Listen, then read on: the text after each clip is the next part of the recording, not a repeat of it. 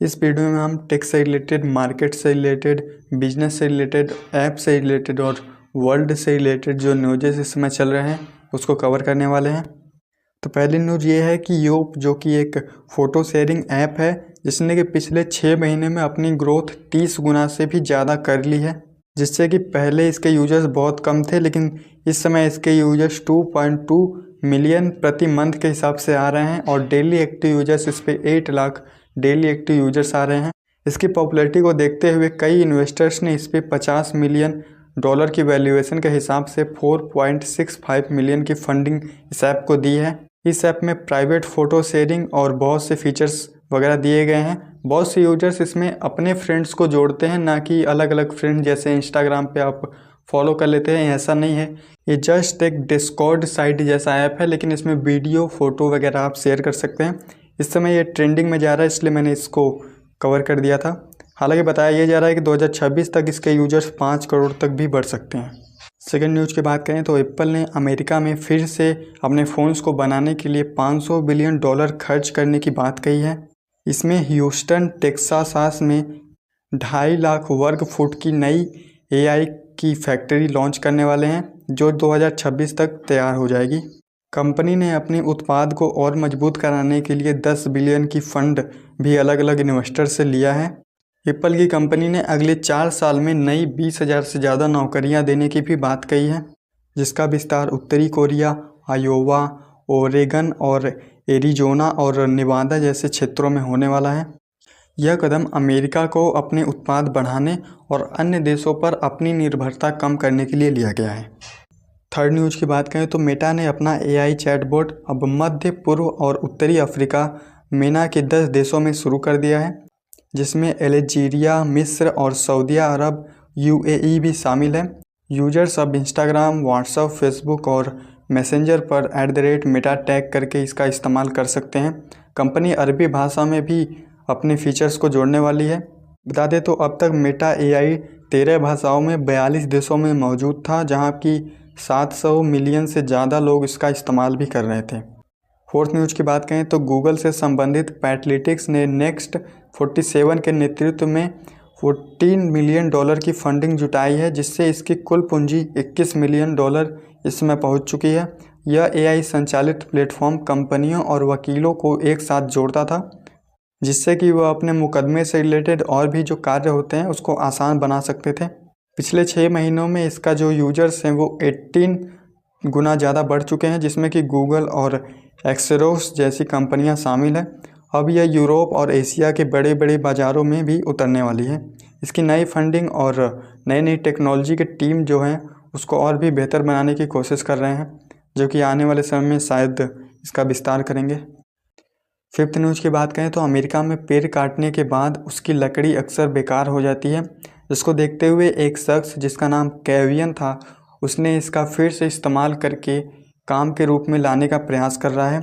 कैवियन ने उसकी टीम ने ऐसा सिस्टम बनाया था जो कि सॉफ्टवेयर और AI की मदद से लकड़ी खरीदने और बेचने की प्रक्रिया को और आसान बना देगा, जिससे न सिर्फ लकड़ी की बर्बादी कम होगी बल्कि पर्यावरण को भी बहुत फ़ायदा होगा। इस AI को आगे बढ़ाने के लिए इसने 18.5 मिलियन की फंडिंग भी जुटाई थी।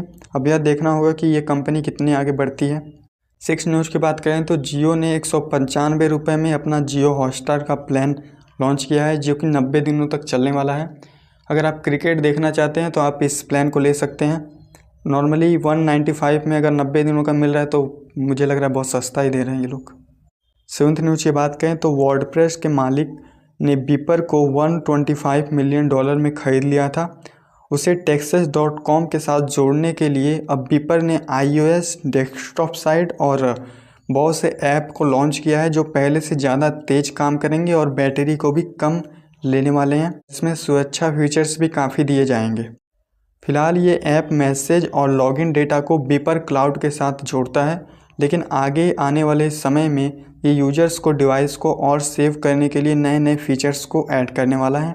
बात करें बीपर की तो बीपर के कंपनी के जो CEO थे उन्होंने बीपर की जॉब छोड़ के अब पेबल में स्मार्ट वॉच जो बनाने वाली कंपनी है उसमें काम कर रहे हैं। 8 न्यूज़ की बात करें तो स्केल AI के CEO एलेक्जेंडर वांग ने वाशिंगटन पोस्ट में एक बड़ा विज्ञापन देकर कहा था कि अमेरिका को एआई की दौड़ में जीतनी होगी, जिससे वेब सीमित कतर ने उनकी बात पर मिलीजुली प्रतिक्रिया दी थी। जब उनके बयान पर वोटिंग हुई तो बहुत कम लोगों ने इस पर सहमति जताई, बल्कि बहुत ज़्यादा लोगों ने इसको असमर्थ कर दिया था। उनका कहना ये था कि एआई सुरक्षा तकनीक को और बदलना चाहिए और चीन जिस तरीके से एआई को आगे बढ़ाता जा रहा है और हथियार के रूप में यूज कर रहा है, अमेरिका को उसी तरीके से यूज करना चाहिए।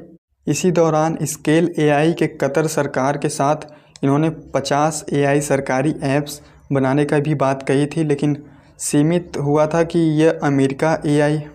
इन्होंने ये भी कहा था कि जिस तरह के चाइनीज ऐप होते हैं उस पर सरकार का नियंत्रण होता है, लेकिन जो अमेरिका के एआई ऐप्स होते हैं उस पर नॉर्मली जो यूजर्स होते हैं वो कुछ भी कर सकते हैं। तो इसको चेंज करना चाहिए। आगे आने वाले समय में शायद इसको चेंज किया जाएगा, मुझे ऐसा लग रहा है, क्योंकि जिस तरीके से अमेरिका एआई की तरफ आगे बढ़ता जा रहा है वो ऐसा कर सकता है। 9th न्यूज़ की बात करें तो इलॉन मस्क ने एक्स पर एक सर्वे किया जिसमें पूछा गया कि सरकारी कर्मचारियों को हर हफ्ते अपने काम की रिपोर्टिंग देनी चाहिए या फिर नहीं। तो 70% लोगों ने ऐसा कहा था कि यस, देनी चाहिए। तो सभी कर्मचारियों को सोमवार तक अपनी साप्ताहिक जो उपलब्धियां थी उसको भेजने का आदेश दिया गया था। इस फैसले के खिलाफ सोशल मीडिया पर बहुत सारे विवाद चले थे और लोग ने सरकारी ईमेल बॉक्स पर बेकार संदेश भेजना स्टार्ट कर दिया। इससे पहले एक्टिविटी और के-पॉप फैंस भी ऐसी रणनीति अपना चुके हैं।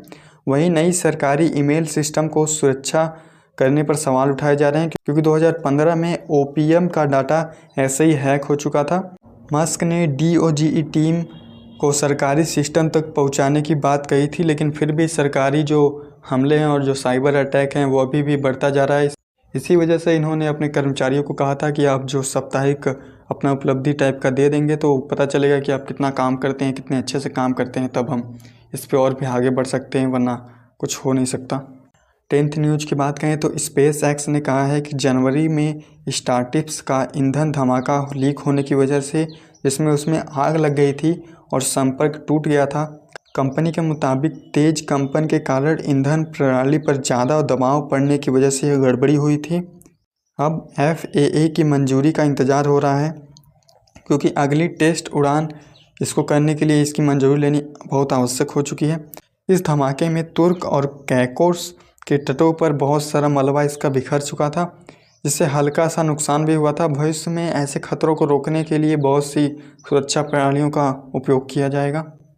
11th न्यूज़ की बात करें तो गूगल ड्राइव ने इस समय अपने वीडियो फीचर में टेक्स्ट को ट्रांसक्रिप्ट और कैप्शन में ऐड करने का ऑप्शन दे दिया है, जिससे कि यूजर्स वीडियो को देखते समय अपना जो टेक्स्ट होता है उसको भी पढ़ सकेंगे। पहले ये फीचर नहीं था।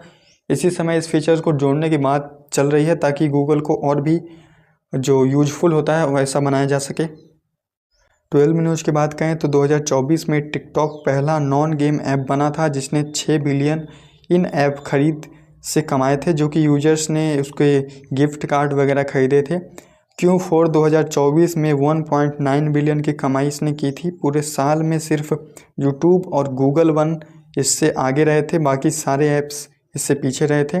डाउनलोड के मामले में इंस्टाग्राम पहले नंबर पे है, जबकि टिकटॉक दूसरे नंबर पे आता है। टिकटॉक और जो चीनी कंपनी होता है डोविन, हालांकि डोविन जो चीन में यूज होता है और टिकटॉक वर्ल्ड में यूज होता है, अलग अलग तरीके से काम करता है। डोविन चीन के सख्त नियमों का पालन करता है और उसमें जो सरकारी नीतियाँ होती हैं उसके हिसाब से वो काम करता है, लेकिन टिकटॉक एक प्राइवेट कंपनी की तरह काम करता है, जो कि प्राइवेट कुछ भी आप भेज सकते हैं, उसमें सरकार का कोई इन्वॉल्वमेंट नहीं रहता है। बात करें टिकटॉक की तो टिकटॉक ने अपनी ख़रीदारी पर जो यूजर्स होते हैं उसकी 50% कमीशन रखा था, जिसकी वजह से इसकी वैल्यूएशन 6 बिलियन हो गई थी। 2023 में जब इसकी वैल्यूएशन Q4 का रिजल्ट आया था तो ये 10 बिलियन दिखाया जा रहा था, जो कि इस समय 6 बिलियन हो चुका है। 13 न्यूज़ की बात करें तो ऑस्ट्रेलिया ने सुरक्षा के कई नियमों के कारण अपने सॉफ्टवेयर इस्तेमाल करने पर रोक लगा दी है। सभी एजेंसियों को 1 अप्रैल तक इसने हटाने का आदेश दे दिया है। सरकार का कहना यह है कि सॉफ्टवेयर जासूसी और साइबर हमलों को खतरा के रूप में और बढ़ा रहा है। इससे पहले अमेरिका और UK, कनाडा भी इस पर रोक लगा चुके हैं। बहुत से लोगों ने इस पर निराशा भी जताई है कि अगर इस तरीके से आप बंद करते चले जाएंगे तो फिर इंटरनेट का यूज हम कैसे करेंगे। अमेरिका ने हालांकि बता दें तो 2024 में सॉफ्टवेयर को बैन कर दिया था। इसके बाद बहुत सी कंपनियों ने अपना कारोबार अमेरिका से बंद करके अलग अलग देशों में चले गए थे। इसमें ऑस्ट्रेलिया बहुत से सुरक्षा के नियमों के कारण बहुत से सिस्टम जो होते हैं इंटरनेट के उसको बैन कर रहा है। 14th न्यूज़ की बात करें तो शुक्रवार को हैकर्स ने क्रिप्टो एक्सचेंज में बाइबिट से $1.4 बिलियन की चोरी कर ली थी, जो अब तक की क्रिप्टो की सबसे बड़ी चोरी बताई जा रही है।